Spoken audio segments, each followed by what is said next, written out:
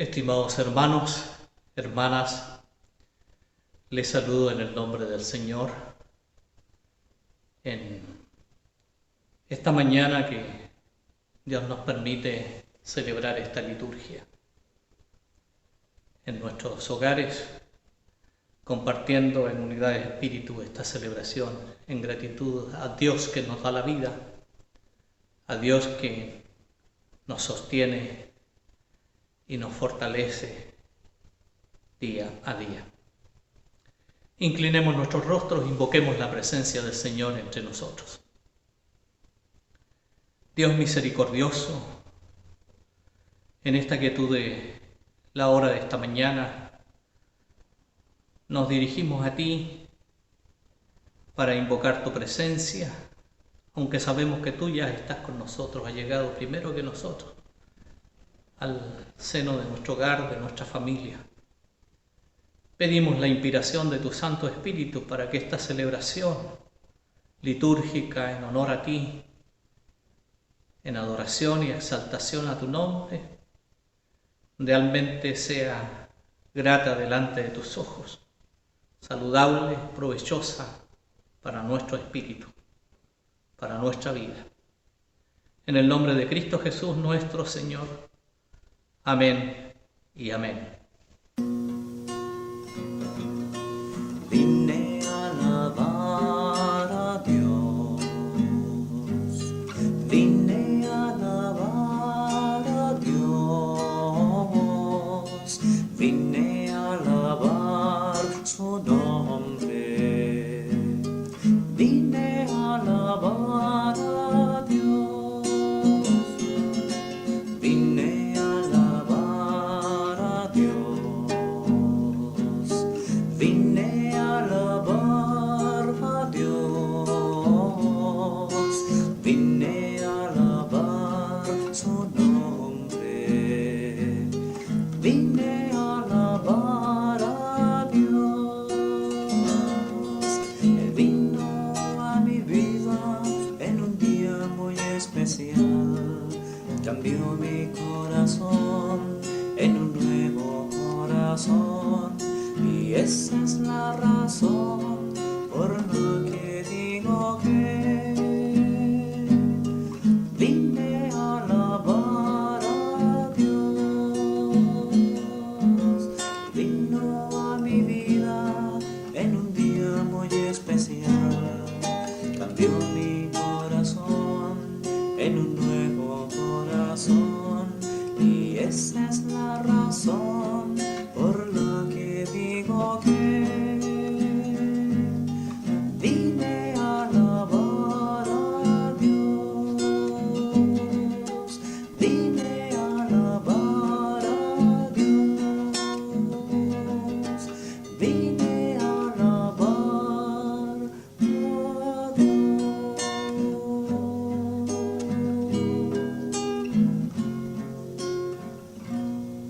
Buenos días, hermanos, los saluda a cada uno de ustedes en el amor del Señor, esperando que el Señor los fortalezca ahora y siempre. Voy a leer el Salmo número 65, que dice: la generosidad de Dios en la naturaleza. Tuya es la alabanza en Sión, oh Dios, y a ti se pagarán los votos. Tú oyes la oración, a ti vendrá toda carne. Las iniquidades prevalecen contra mí, mas nuestras rebeliones tú las perdonarás.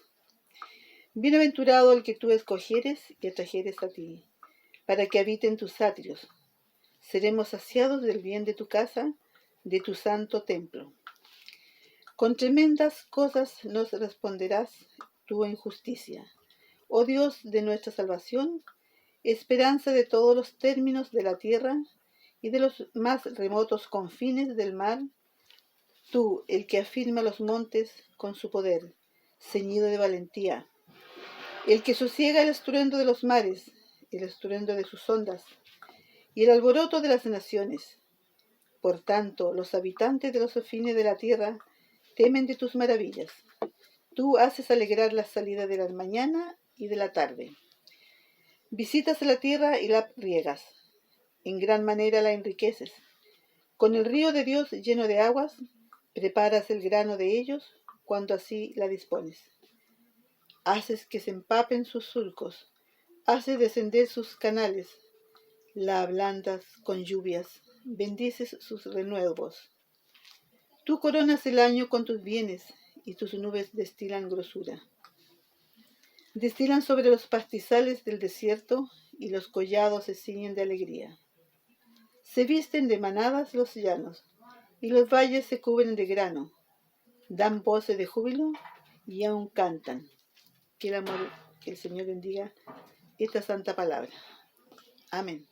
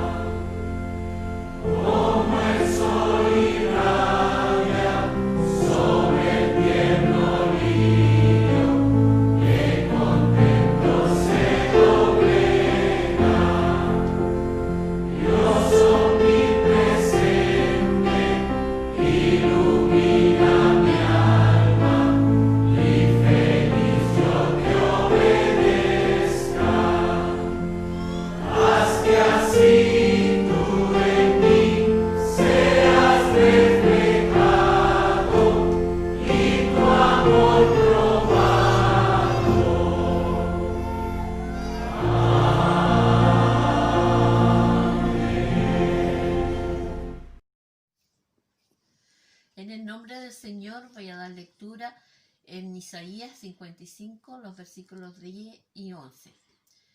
Porque como desciende de los cielos la lluvia y la nieve, y no vuelve allá, sino que riega la tierra, y la hace germinar y producir, y da semilla al que siembra y pan al que come. Así será mi palabra que sale de mi boca, no volverá a mí vacía, sino que hará lo que yo quiero y será prosperada en aquello para que lo envié. Debido a que estamos reunidos en la presencia del Señor, podemos reconocer y confesar humildemente nuestras debilidades, limitaciones e imperfecciones, nuestro pecado. En la oración ahora queremos dar a Dios todo lo que pesa sobre nosotros y pedir perdón. Tengamos un momento de oración silenciosa y confesemos delante del Señor nuestras faltas, nuestro pecado.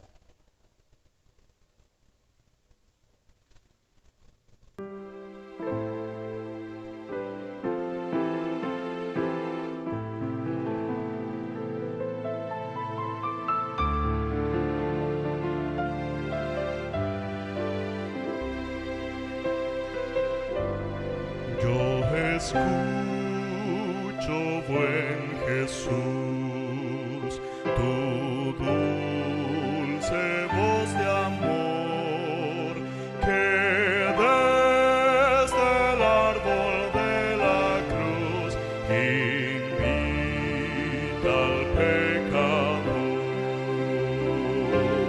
Yo soy pecador.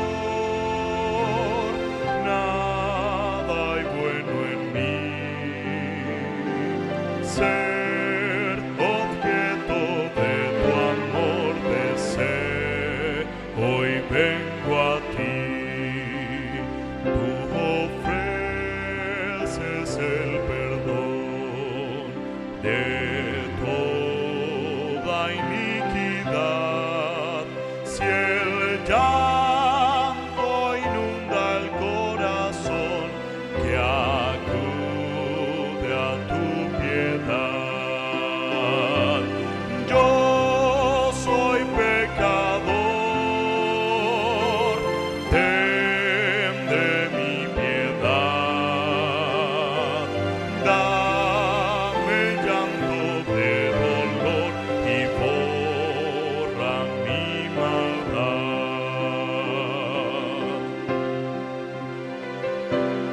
Tú ofreces aumentar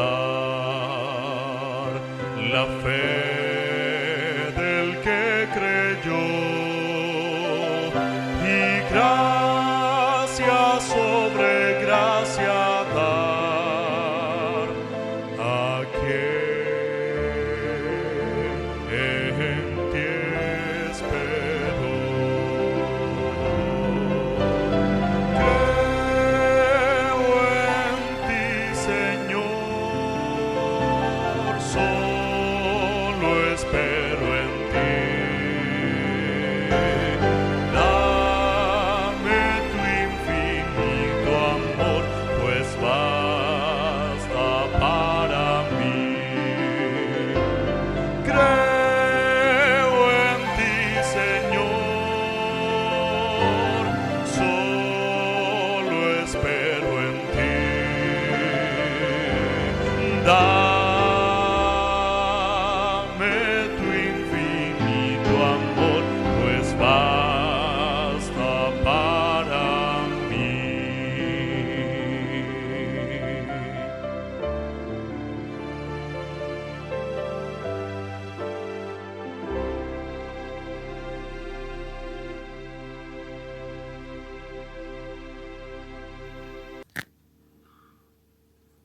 En el nombre de Dios, doy lectura en Romanos 8, del 18 al 25. Dice así la palabra de Dios. Pues tengo por cierto que las aflicciones del tiempo presente no son comparables con la gloria venidera que en nosotros ha manifestarse. Porque anhelo ardiente de la creación es guardar la manifestación de los hijos de Dios. Porque la creación fue sujetada a vanidad, no por su propia voluntad, sino por causa del que la sujetó en esperanza.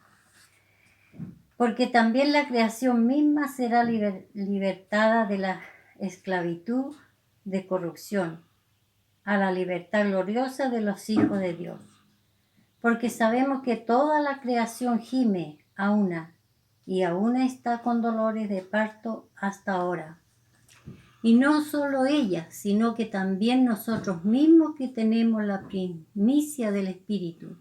Nosotros también gemimos dentro de nosotros mismos, esperando la adopción, la redención de nuestro cuerpo. Porque en esperanza fuimos salvos, pero la esperanza que se ve no es esperanza, porque lo que alguno ve, ¿a qué esperarlo? Pero si esperamos lo que no vemos, con paciencia lo aguardamos. Dios bendiga su palabra.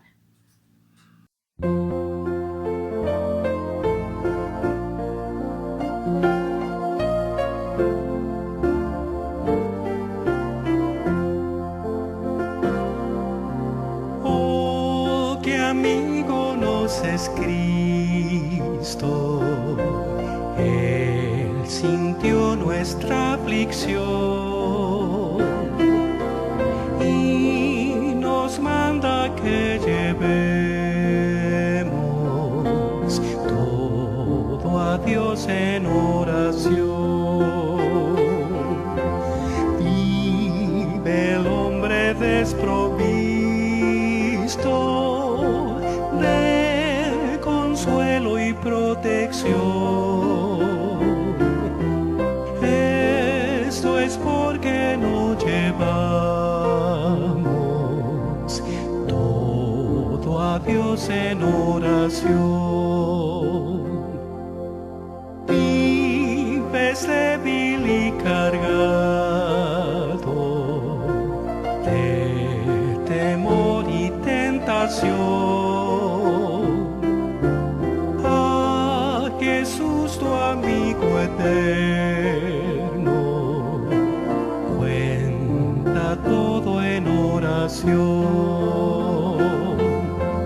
Te desprecian tus amigos, dilo a él en oración.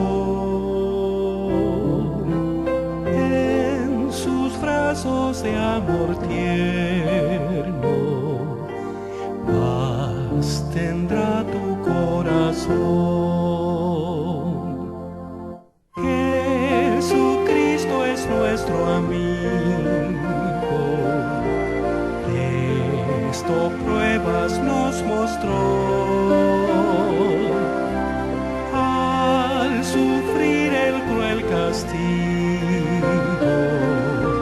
que el culpable mereció,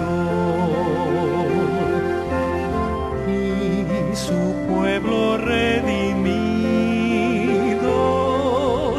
hallará seguridad, fiando en este amigo eterno y esperando en su bondad.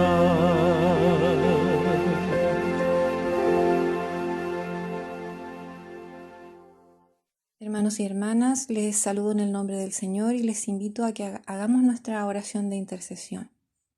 Oremos al Señor. Padre Santo, te damos gracias y exponemos a ti todos nuestros problemas y todas las angustias que nos aquejan. Sabemos, Señor, que tú las conoces desde antes, pero es importante que te las digamos y también nos ayudemos a orar unos a otros. Tú sabes que estamos pasando situaciones complejas en nuestro mundo, en nuestro Puerto Montt, en tu iglesia, en todas las áreas, Señor. Hay situaciones de economía y de salud que nos afectan, relacionados tanto a la pandemia, relacionados a las enfermedades estacionales, relacionados a quienes tienen más dificultades como los niños, los adultos mayores, las personas inmigrantes. Por cada uno de ellos y sus situaciones te rogamos, Señor, que sabemos que cada uno está expresando en sus corazones. Te rogamos también por la situación de justicia de nuestro país, que avancemos cada día y que haya justicia no solo para mujeres, sino también para hombres. Como seres humanos avancemos cada día en que tengamos un país más justo, así como es tu voluntad. Señor, te rogamos por tu iglesia y su papel, que cada día podamos ser luz alrededor de quienes nos rodean, Señor, para expresar verdaderamente tu amor. Señor, y también por los corazones aparentemente duros de muchos. Ayúdanos, Señor, a ser luz también para ellos, y ayúdales y tu misericordia sea con ellos, para que abran sus corazones y te reciban.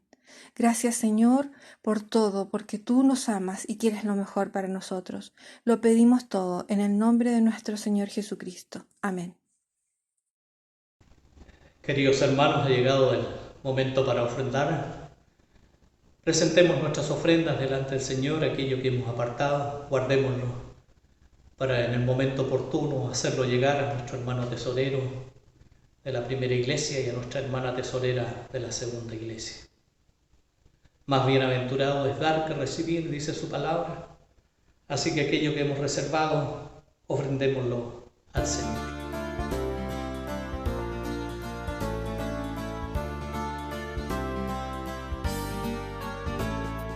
Dale tu ofrenda al Señor, dásela de corazón, que cuando el cielo reclame, le respondas con amor, que no te quede el dolor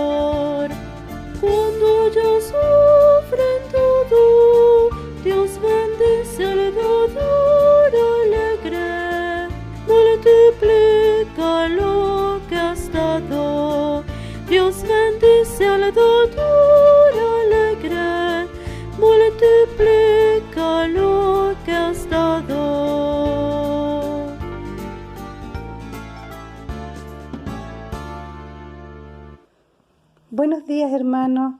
Soy Karen Olmí. Les voy a leer San Mateo capítulo 13 y dice así: Parábola del sembrador.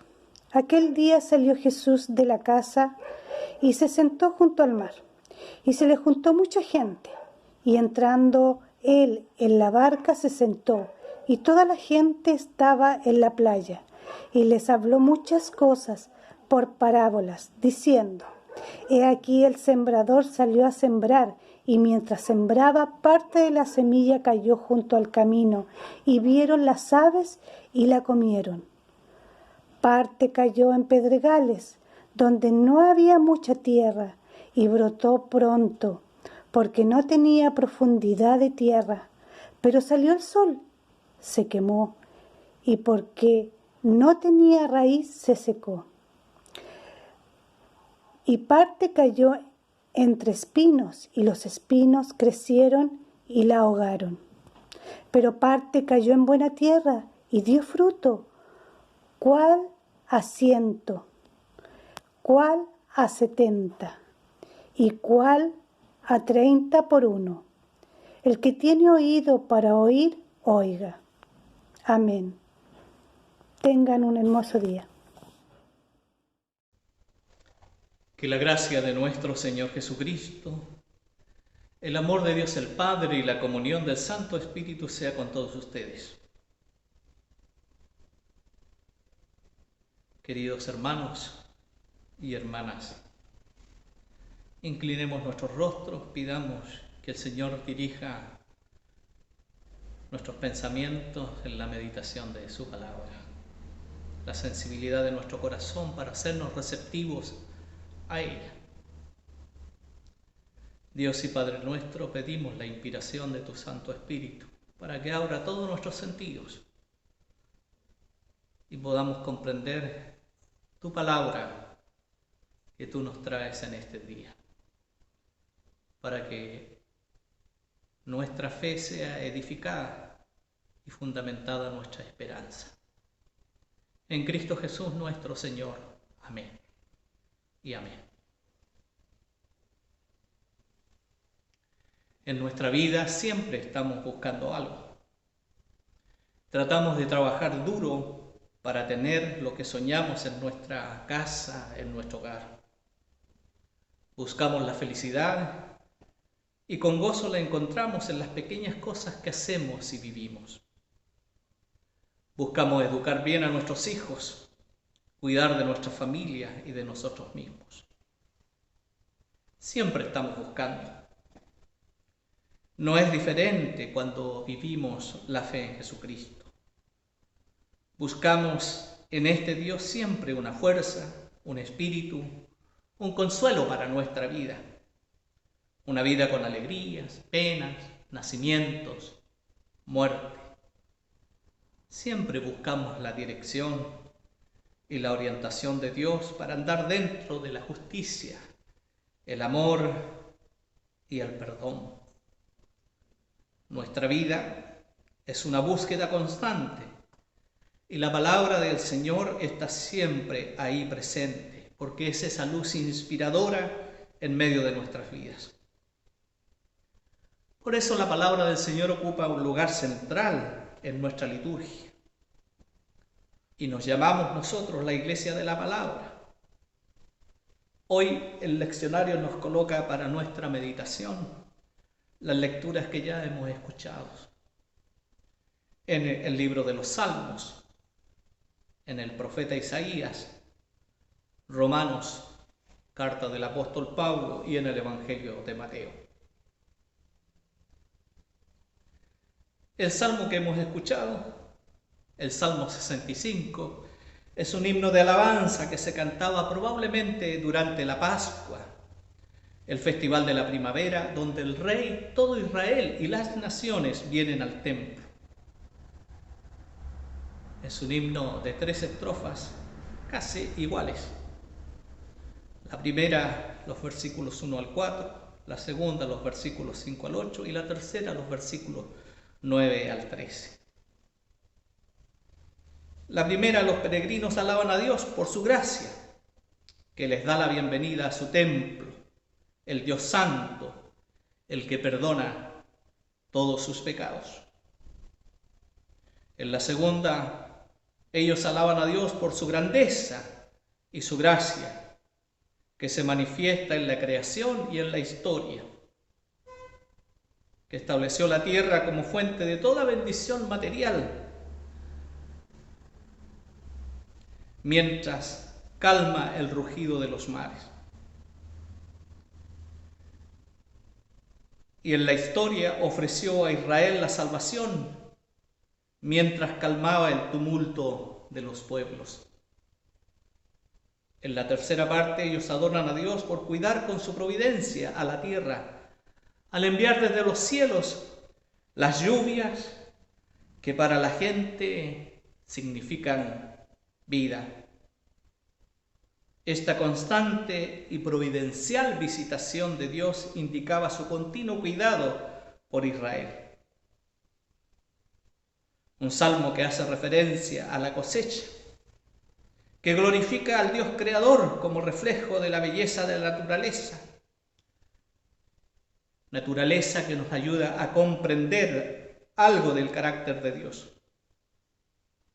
Los judíos creían que el cuidado de Dios de la naturaleza era un ejemplo de su amor y provisión hacia ellos, porque la naturaleza muestra la generosidad de Dios, dándonos más de lo que necesitamos o merecemos.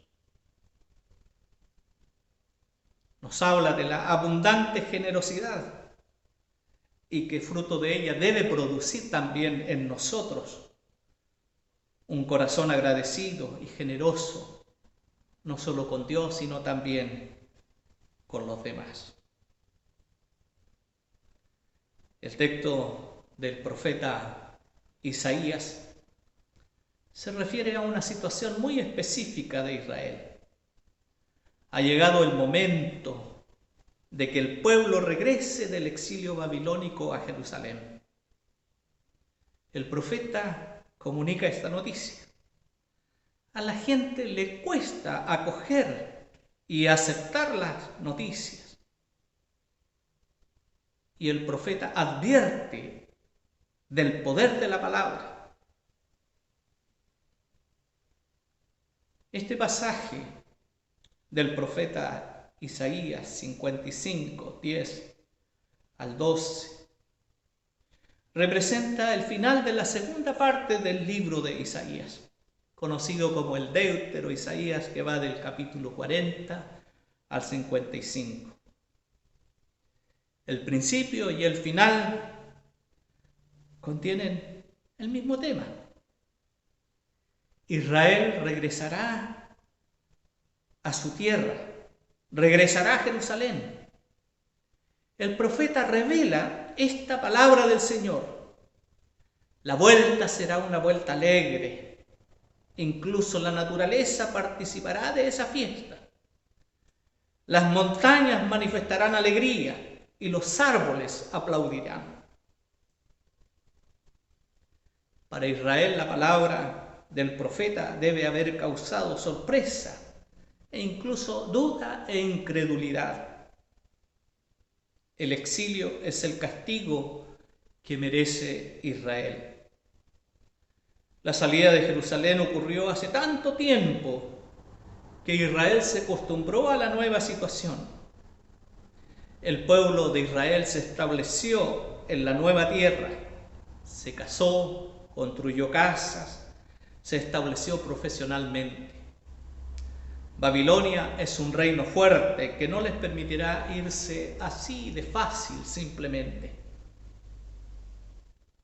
A todo esto el profeta reacciona diciendo que este tipo de razonamiento y argumentación es típicamente humano, pero que Dios tiene ideas diferentes.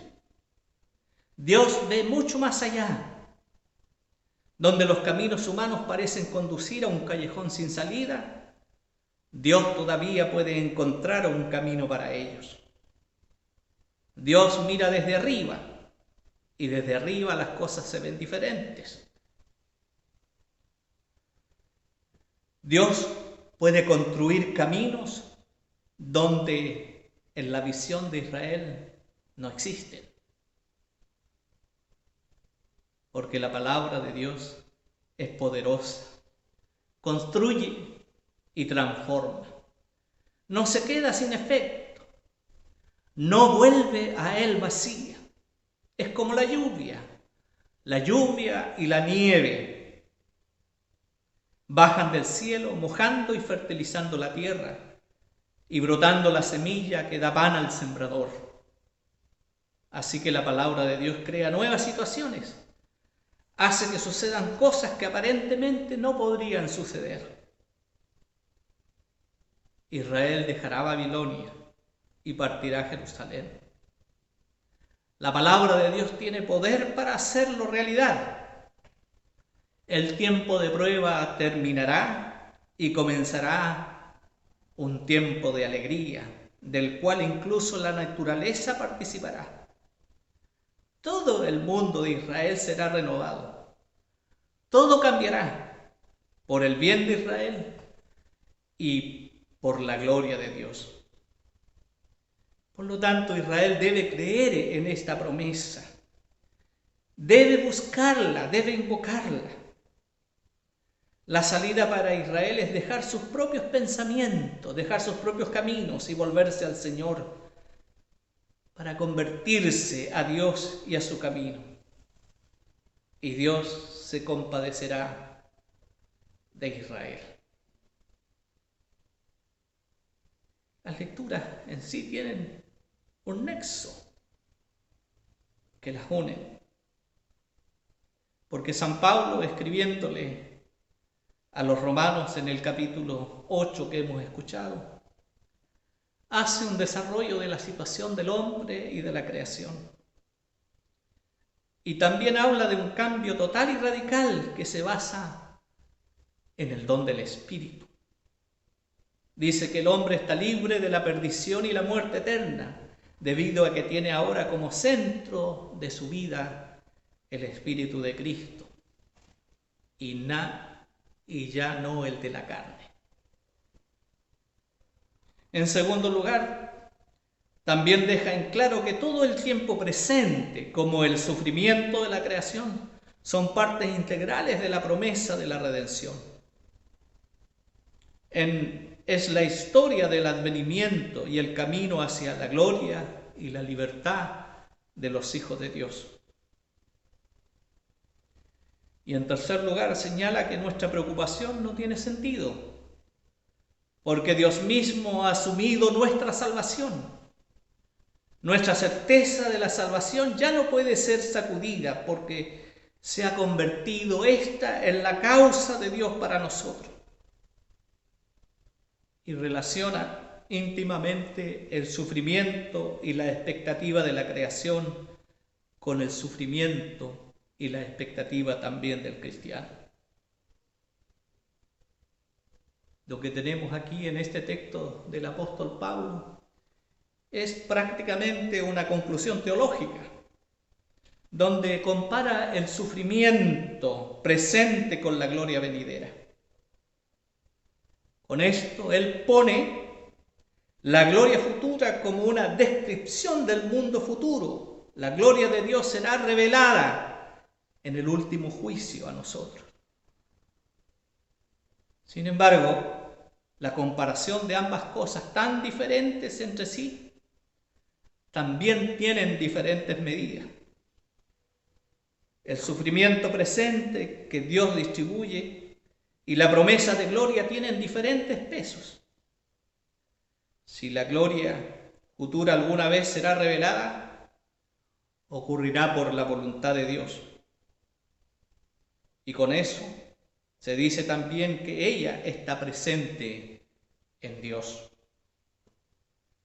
Para nosotros solo puede ser tomado en cuenta por los ojos proféticos, pero permanece reservado para la eternidad.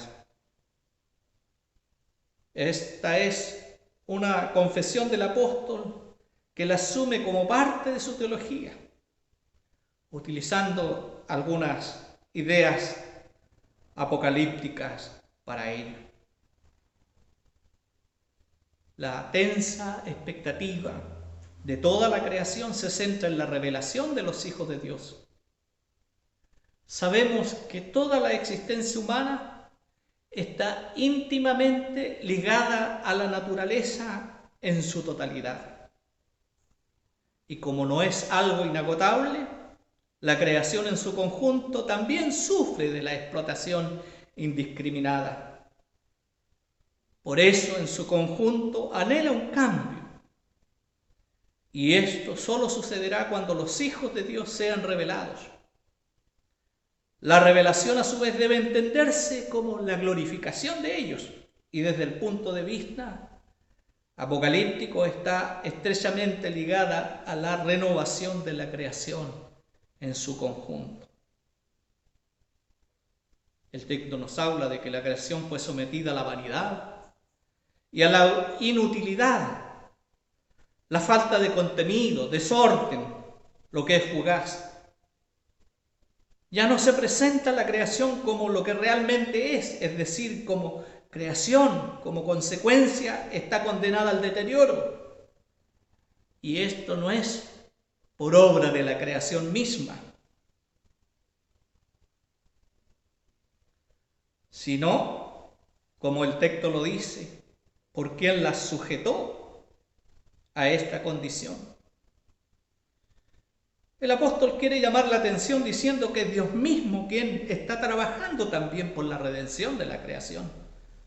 Dios unió el destino del mundo con la existencia maldita del hombre.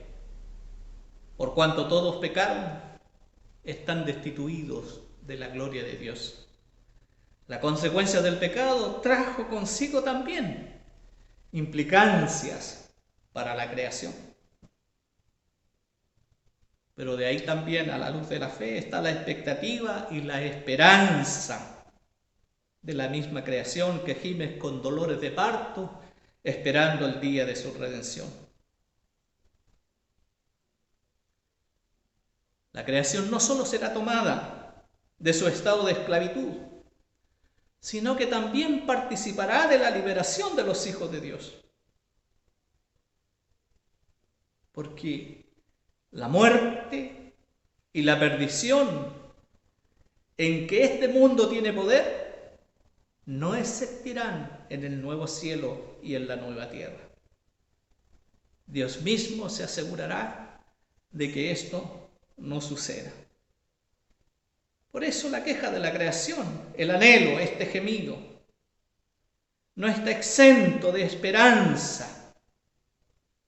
Todo este sufrimiento se compara aquí con los dolores del parto. La creación gime con dolores de parto. Y sabemos lo que ocurre después de los dolores del parto. Está la certeza de una nueva vida que se hace presente. Los hijos de Dios también deben experimentar, por un lado, la tensión del gemir y la amenaza constante de la muerte, por otro lado. Pero este gemido del Espíritu también tiene sus implicancias en la nueva vida. Aún los que están libres o se sienten libres en el día de hoy, o han adquirido la nueva vida, por decirlo en otros términos, en Cristo, no están libres de las dificultades actuales de este mundo. Pero porque poseemos el Espíritu, somos diferentes y anhelamos la redención final y definitiva, la redención divina. Este modo de ser del nuevo hombre que vive todavía en tensión con el viejo hombre.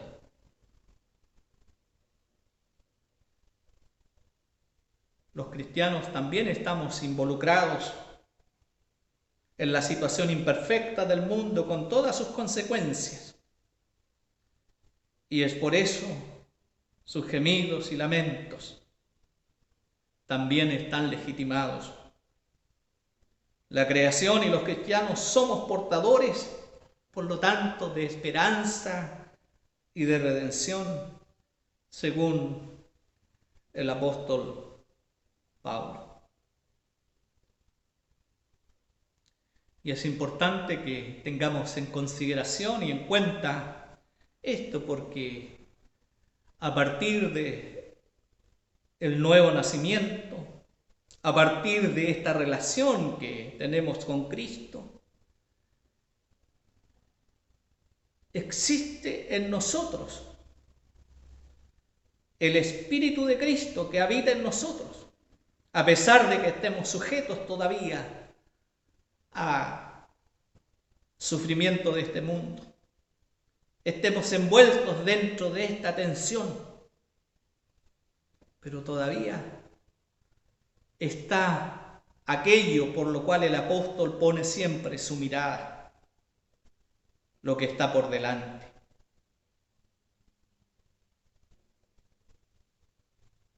Hay intentos humanos de querer aliviar esta tensión, es cierto.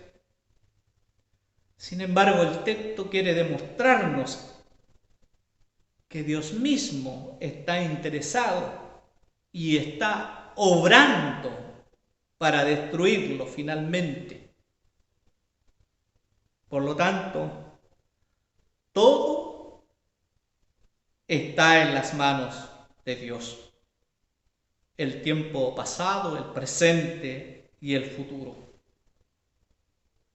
Uno piensa no solo en el sufrimiento que tiene su origen en el sacrificio de Cristo o por Cristo, sino también en lo que produce el miedo, que es aterrador, que asfixia, que es malo y que consciente o inconscientemente quiere impedir muchas veces que proyectemos nuestra vida en la dirección correcta. Sobre todo cuando nos vemos enfrentados a situaciones como las que vive nuestro mundo en el día de hoy. Pero no podemos perder la mirada y no debemos perder la mirada en aquel que se inserta en medio de la historia de la humanidad, que nos habla a partir de su propia vida, de lo que Dios quiere para este mundo, el bien del mundo, la salvación del mundo, la reconciliación del mundo, la reconciliación con toda la creación. Y por lo tanto, ese debe ser nuestro compromiso en esta visión que nos da la palabra del Señor en los tiempos que vivimos, que se hace sentir, que se hace oír, que se hace escuchar, que abre posibilidades, que da oportunidades para pensar en el nuevo mundo, que no depende de nosotros, que depende única y exclusivamente de la acción de Dios, que ya la ha realizado en Jesucristo, y que solo nos basta a nosotros creerla para poder realmente sentirnos en esa dimensión de la fe que nos hace mirar el futuro con esperanza. Queridos hermanos y hermanas, si comprendemos la revelación de Dios, entenderíamos la razón del sufrimiento y entenderíamos la relación con el sufrimiento presente y el significado del sufrimiento para el mundo y para la comunidad de fe, donde el apóstol hace hincapié de la necesidad permanente, diaria y continua de la conversión de la carne.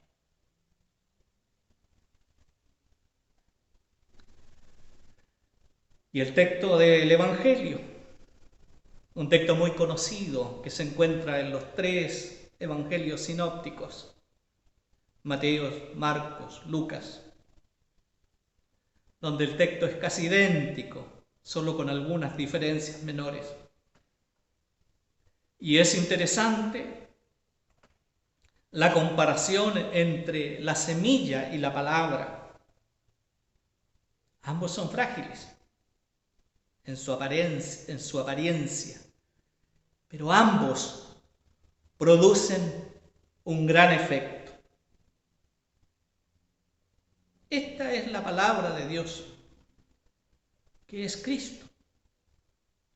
El Dios de Israel, santo y fiel, está encarnado en medio de su pueblo.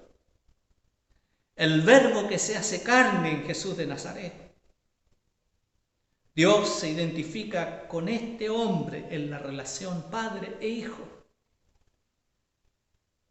En Jesús tenemos algo esencial, fundamental para el cambio y la transformación, el acceso al Padre. Porque Jesús es la expresión de la voluntad divina hacia nosotros. En Él está presente todo lo que Dios significa para el ser humano. Amar hasta el fin. Así que exactamente Él es la palabra de Dios. Su acto de comunicación, su revelación, la revelación del rostro de Dios. Lo que Dios es. Jesús lo dice claramente cuando expresa: yo y mi Padre una sola cosa somos. Si me has visto a mí, has visto al Padre.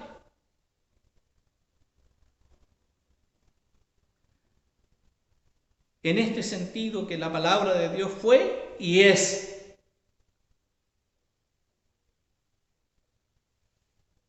La palabra de que este es el unigénito que se hizo carne. A este Jesús que se vació, que se desprendió de sí mismo, que tomó la forma de siervo, que se humilló, que se hizo obediente a la cruz. A este Dios exaltado y le dio un nombre que está por encima de todo nombre. Este Dios le dio un nombre a Cristo por sobre todo nombre. Y este nombre, pronunciado concretamente en la historia, viene a ser, como San Pablo también lo dice en uno de sus textos, un misterio. O como Jesús mismo lo dice: a vosotros os he dado a conocer o a saber el misterio del reino de Dios. O bien les he dado a conocer los misterios del reino de Dios. Lo que Jesús le dijo a sus discípulos. Y que ellos se van a dar cuenta de que en Jesús de Nazaret, despreciado por vivir con publicanos y pecadores, con marginados, donde no tenía donde reclinar su cabeza, en él se produjo el estallido de la buena noticia del reino de Dios, como se lo hizo saber a Juan a través de sus discípulos. Si los ciegos ven, los cojos andan, los leprosos son limpiados, es porque el reino de Dios ha llegado. San Pablo también hace mención exactamente a la palabra de la cruz como un misterio, el misterio de la cruz, como la debilidad, que en esa debilidad Dios manifiesta su poder y que no lo podemos reconocer a partir de nosotros mismos, sino a partir de lo que Él nos revela y nos da a conocer. Recuerden que cuando Pedro confesó a Jesús como el Cristo, Jesús le respondió que no se lo había revelado carne ni sangre, sino el Padre que está en los cielos. Dios es el que nos revela, el que se da a conocer. Y cuando eso ocurre, ya no estamos como espectadores distantes, diferentes. Porque la palabra de Dios es poderosa, muy poderosa, como lo señalábamos en el texto de Isaías. La palabra de Dios es más poderosa que las potencias del mundo, que aparentemente gobiernan al mundo y tratan de aprovechar su poder. La palabra de Dios es más poderosa que Satanás, que trata de imponer el mal al mundo. La palabra de Dios es más poderosa que las estructuras eclesiásticas que a veces se convierten en un fin en sí mismas e inhiben o impiden la acción del Evangelio de Jesucristo, como ocurre en algunas congregaciones. La palabra de Dios es lo suficientemente fuerte como para hacer constantemente de la iglesia una iglesia de servicio y para ayudarla a hacerlo de manera creciente en y hacia todo el mundo. Porque la iglesia está al servicio, no a servirse a sí misma. Ejemplo les he dejado, dijo Jesús cuando se ciñó el manto y lavó los pies a los discípulos. Se puede entender muy bien la reacción de Israel a las palabras del profeta. Los poderes que no sean los de Dios parecen leer en las manos del mundo en el que vivimos. Sin duda hay signos de los valores que la palabra de Dios provoca: amor, paz, justicia. Pero el amor, la guerra y la injusticia ocupan diversos espacios en los medios de comunicación. Y a veces en la misma iglesia, el poder de la palabra humana, de los intereses humanos, de los valores que una vez fueron oprimidos, de los que liberan, parece estar más en la agenda que en la palabra de Dios y sus frutos.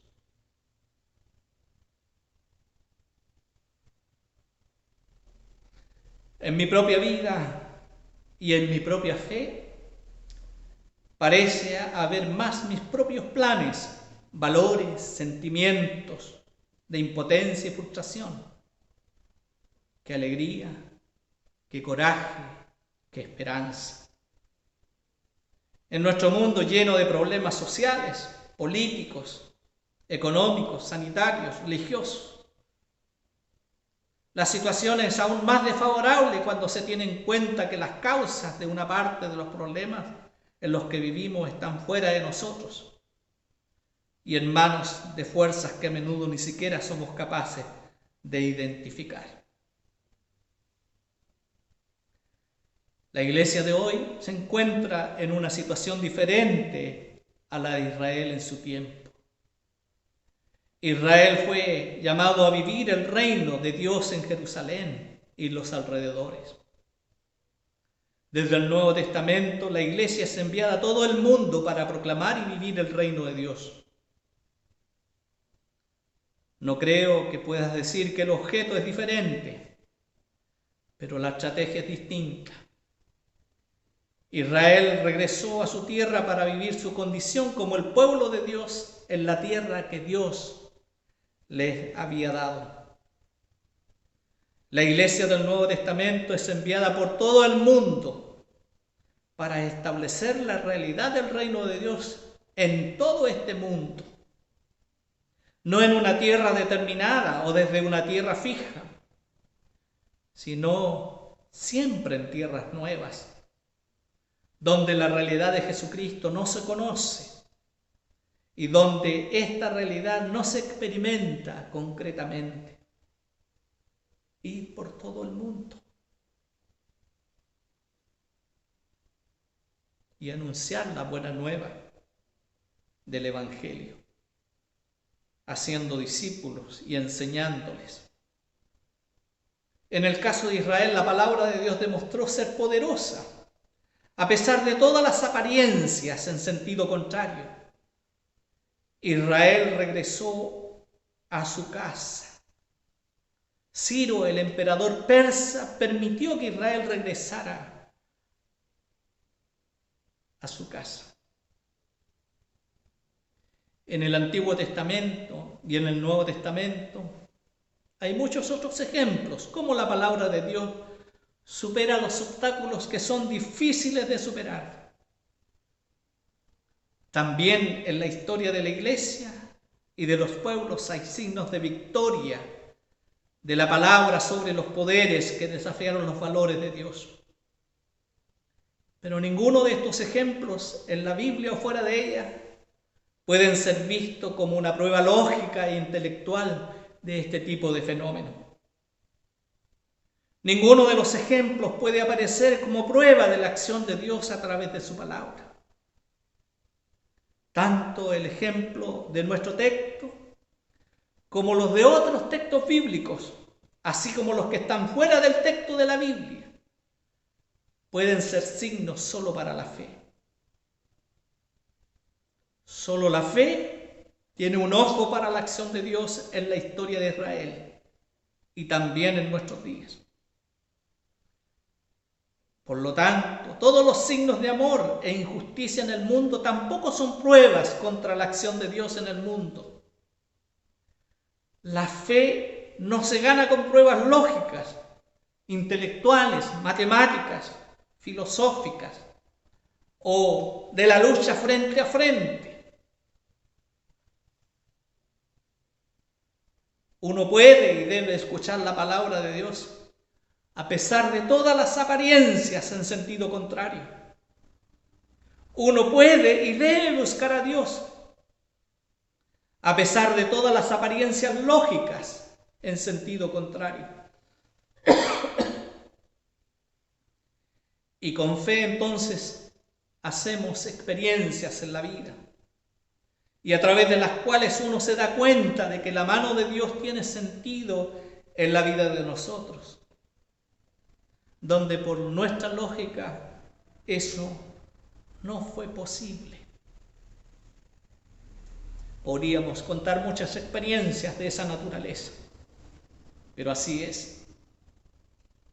Con fe podemos entonces permitirnos ser enviados por la palabra de Dios a este mundo.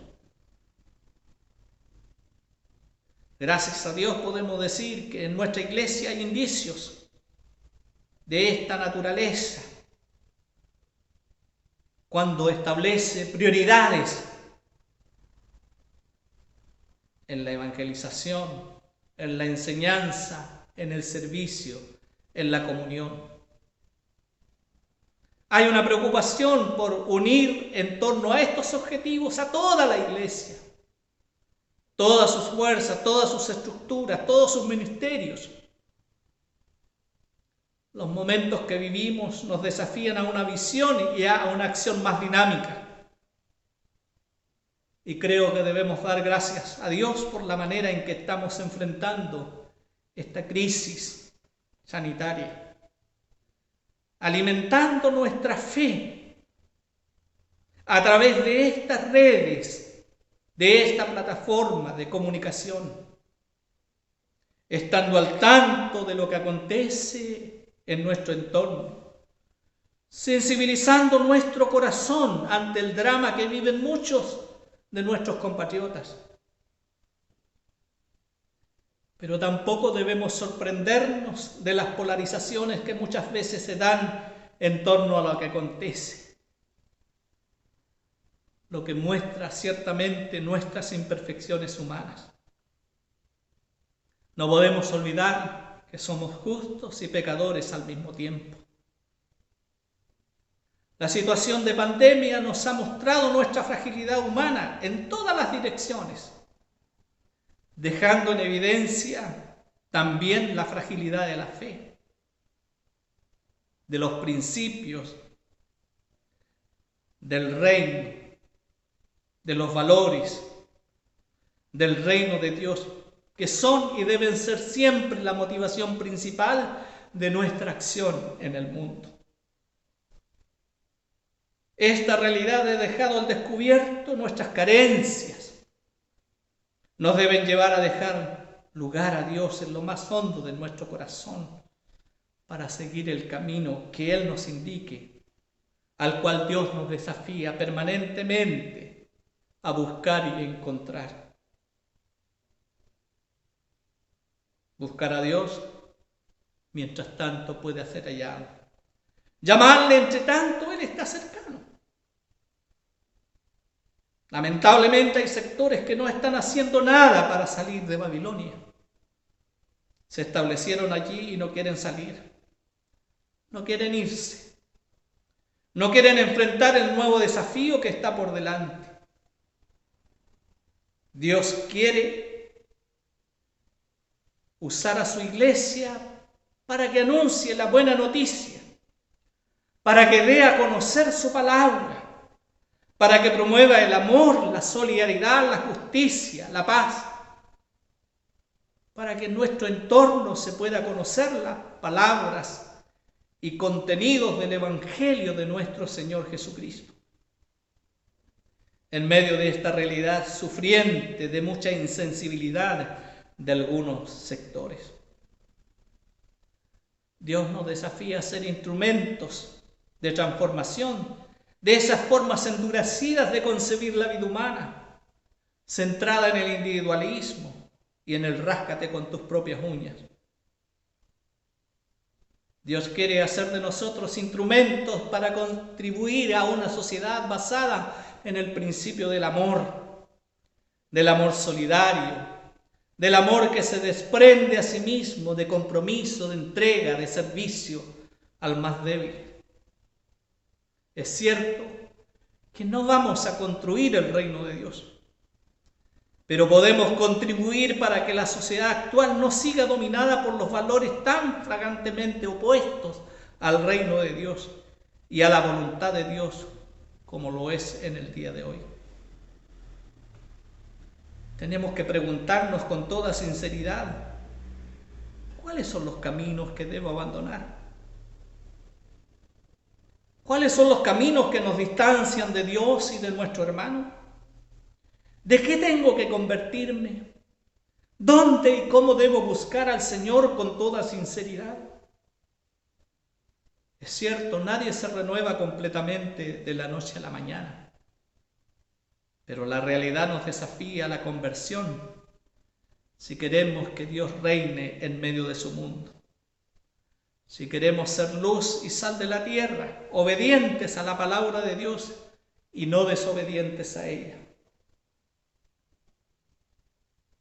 Tenemos que ser autocríticos para que podamos sacar una lección provechosa de lo que nos ha tocado vivir en estos últimos tiempos, donde la palabra de Dios siempre debe estar presente en nuestras vidas y que toda nuestra vida se base también en esa palabra de Dios, esa palabra viva y eficaz, para que los valores de esa palabra, la palabra de Dios, puedan hacerse realidad en medio de nuestro mundo, de nuestra patria, de nuestra ciudad, en medio de la cual dominan a veces de manera cruel y violenta los valores que Dios no quiere que estén en vigor. Dios nos llama con tesón a luchar y a combatir los poderes malignos que esclavizan a nuestro mundo. Y por lo tanto, La invitación es ponernos del lado del Señor, del lado de quien está a nuestro lado, Jesucristo. Si me confiesan aquí en la tierra, yo los confesaré allá. Colocarnos al lado de Jesucristo es colocarnos al lado de los más débiles también de este mundo, de los más pequeños. Queridos hermanos y hermanas, la palabra de Dios es profundamente clara. Nos trae un mensaje para guiarnos, para consolarnos en las palabras del profeta, para abrirnos un horizonte, para darnos sentido de esperanza. Una palabra que desciende al mundo y cumple lo que vino a buscar. Una palabra creativa y transformadora de Dios. Palabra que se compara con la lluvia, que cae, que riega las plantas, las alimenta. Las plantas crecen, producen semilla para una nueva plantación, pero sobre todo producen semillas para alimentar a la gente. La palabra de Dios es responsable entonces de la vida, porque la palabra de Dios produce vida. Tenemos esa certeza de que la palabra de Dios no está vacía, no vuelve a Él vacía. Y su primer significado es alimentar a las personas para que puedan continuar con vida. Queridos hermanos y hermanas, pongamos en las manos del Señor nuestra vida. Abramos nuestro corazón y tengamos la capacidad de escuchar la voz de Dios. Porque es esa la palabra que sostiene nuestra vida, que la hace crecer, que la perfecciona en la fe, como dice el apóstol Pablo. La palabra que nos viene a limpiar, que nos viene a lavar, que nos viene a regir para hacernos crecer. Que el Señor añada su bendición sobre nuestras vidas, para que esta palabra, que es cortante como espada de dos filos, también corte nuestros males, también purifique nuestro corazón, para que allí anide en lo más hondo de nuestro corazón esa capacidad de amar y ser amado. Queridos hermanos, que el alimento de este día sensibilice nuestro corazón para ponernos del lado de aquel que está a nuestro lado. El amor de Dios por nosotros es Jesucristo, la palabra que vino y se encarnó en el mundo, la palabra que fue capaz de dar su propia vida para traernos la salvación y el perdón de los pecados, una palabra que se sacrificó para darnos vida y vida en abundancia. A Dios sea la gloria, la alabanza y el imperio por los siglos de los siglos. Amén.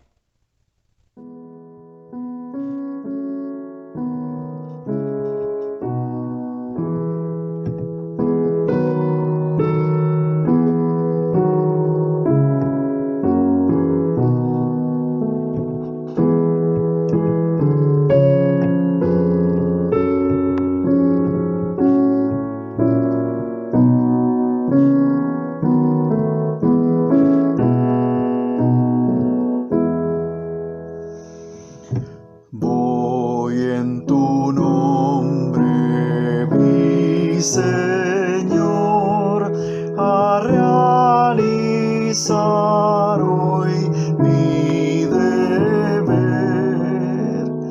en pensamiento, en acción, solo a ti.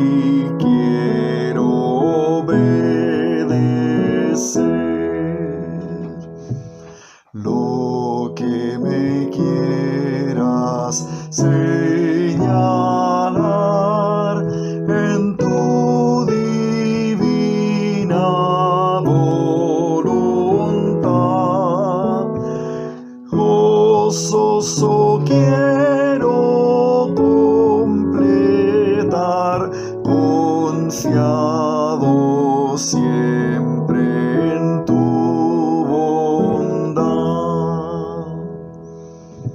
Tu yugo ayúdame a llevar, velando siempre en oración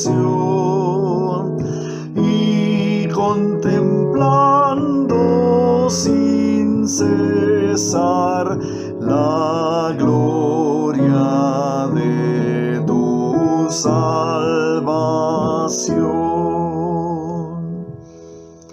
Los dones quiero siempre usar que de tu mano recibí, y hasta la muerte caminar en tu servicio junto a ti.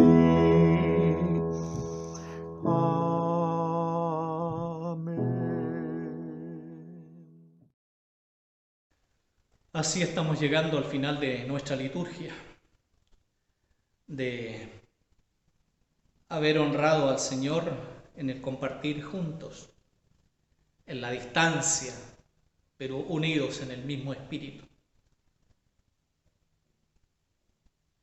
Podamos pedir al Señor que nos acompañe en esta nueva semana que iniciamos, y como Él es fiel a sus promesas, sabemos que cuidará de nosotros. Nos ponemos en tus manos, Señor, encomendamos nuestra vida a ti y pedimos que por la inspiración de tu Santo Espíritu en medio de las condiciones que vivimos, nos mantenga firmes en la fe que nos mantiene unidos a ti, y en la oración nos mantenga unidos a nuestros hermanos y a nuestras hermanas para orar los unos por los otros. Que tu bendición alcance a todas nuestras familias, a todo tu pueblo.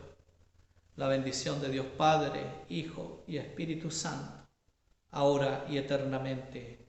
Amén.